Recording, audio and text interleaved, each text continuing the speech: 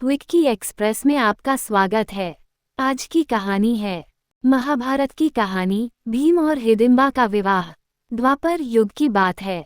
ये बात हर कोई जानता था कि कौरव पांडवों को हमेशा से अपना शत्रु मानते थे और कैसे भी करके उन्हें मारने की योजना बनाते रहते थे।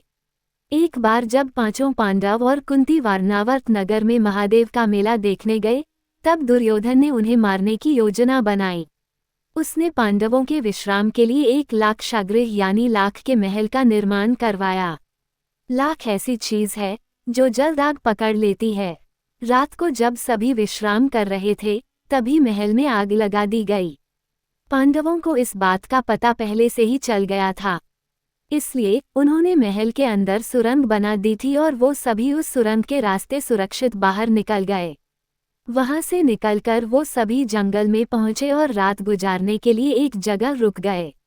भीम ने कहा कि आप सभी सो जाए, मैं यहाँ पर पहरा देता हूँ। उसी जंगल में एक हिडिंब नाम का राक्षस अपनी बहन हिडिंबा के साथ रहता था। वह इंसानों को खाकर अपनी भूख मिटाता था। उस रात राक्षस ने अपनी बहन हिडिंबा को कहा कि उसे भूख लग रही है। वो किसी इंसान को पकड़कर लेकर आए। भाई की बात सुनकर हिडिंबा जंगल में यहाँ वहाँ घूमकर किसी मनुष्य को ढूंढने लगी। तभी उसकी नज़र भीम पर पड़ी और वह भीम पर मोहित हो गई। उसने मन में सोचा कि अगर मैं विवाह करूंगी तो इस महापुरुष से ही करूंगी, अन्यथा अपने प्राण त्याग दूंगी। यह विचार कर हिडिंबा सुंदर स्त्री का रूप बदलकर भीम के पास गई और विवाह का प्रस्ताव रखा।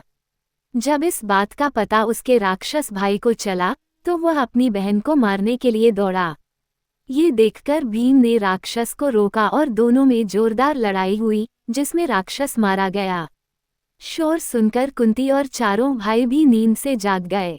हिडिंबा ने फिर से भीम को विवाह करने का प्रस्ताव दिया, जिसे भीम ने ठुकरा दिया, लेकिन माता कुंती के समझाने पर हाँ कर दी। भीम और हिडिंबा का गंधर्व विवाह जंगल में संपन्न हुआ और कुछ समय बाद उनके घर एक पुत्र का जन्म हुआ। उसका नाम घटोत्कच रखा गया। सुनने के लिए धन्यवाद।